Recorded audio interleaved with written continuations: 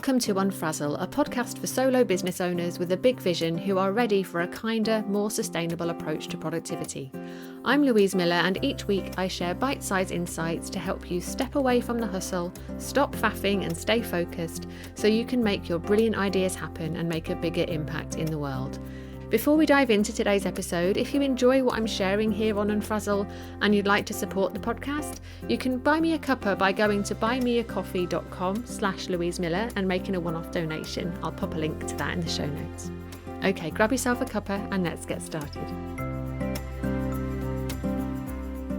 The year is 2015 and I'm working for a university, managing a team of administrators and generally running around like a headless chicken. And dashing into my office after a meeting, I dump a pile of papers on my desk and gather what I need for the next thing. Then someone appears in my doorway asking if I could do them a quick favour. So I grab a scrap of paper to scribble down what they're asking me to do so that I don't forget. And then as I quickly check my emails, I try desperately not to look at the post-its that are stuck to the screen. Some have been there so long I don't even really see them anymore, and the fluorescent glow of others makes me feel a little bit nauseous. There are so many things that I need to do buried in the pile of papers that I've just added to, but now is not the time to think about that. I have somewhere I need to be, so I grab my notebook, lock the door behind me and rush off again. Ask anyone around me at that time and they would have described me as organised, reliable, in control and capable, and they were right. I was great at getting stuff done, an expert juggler of a bazillion different things, and I very, very rarely dropped the ball. So from the outside looking in, everything appeared absolutely fine, but I knew better. I knew the toll that this was taking on my well-being. I felt exhausted, overwhelmed and terrified of forgetting something or of letting someone down, and it really wasn't fun. So as you listen to that, you might think that the tasks were to blame for how I was feeling, that I had too much to do and not enough time. But that wasn't the whole story. The problem wasn't how much I had to do. The problem was having no idea how much I had to do. The problem was having actions, tasks and reminders scattered all over the place.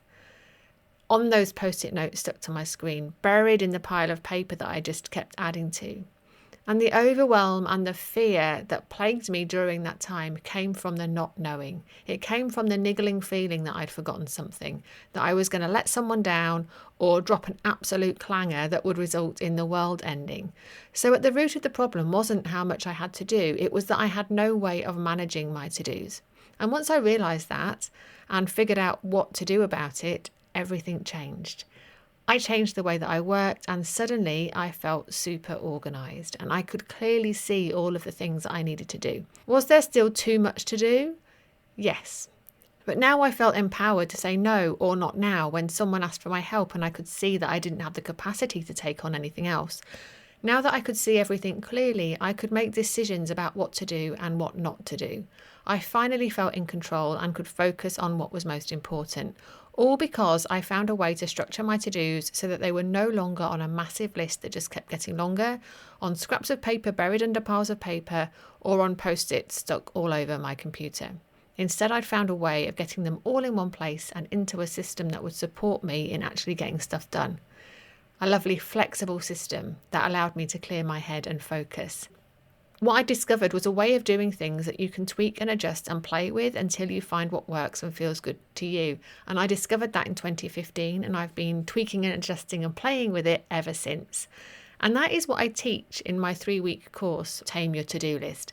So if you're listening to this in real time at the end of January 2025, I'll soon be running Tame Your To-Do List live for the first time since 2020. So how are you feeling about your to-do list right now? What if, instead of dread and sleepless nights and frown lines, your to-do list could bring you joy, focus and a sense of achievement? If that sounds like something you're interested in, I will pop a link to find out more in the show notes so you can go and check that out there. But whether or not you choose to join me for that adventure, I have a quick exercise that I would like to share with you today. So what I want you to do is grab a piece of paper and a pen and write a list of all of the places that you would need to look to get a full picture of what you have on your plate, in your business and in your life. So examples might be a paper diary, maybe you've got a family calendar, post-its, school trips stuck to the fridge. You might have lots of different apps on your phone that have got all of this stuff in, maybe some project management systems on your computer.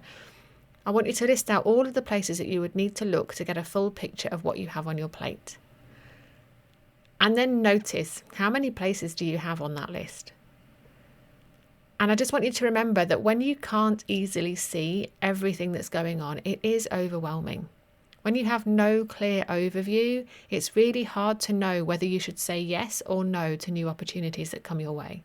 And then you might find yourself overcommitting, which can end up leading to stress and overwhelm. So if you have a long list of places that you would need to look to find out everything that is on your plate, just have a little think about what you could do to consolidate that. And as always, I hope that this helps, and I look forward to seeing you again soon. Thank you for listening to Unfrazzle. If you enjoyed this episode, please share it with a friend who needs a dose of calm productivity in their life. And I'd love it if you could leave me a rating and a review, as that will help more people discover this podcast.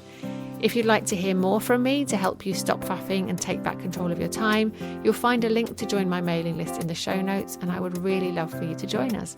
So thanks so much for your support, and I look forward to seeing you next time.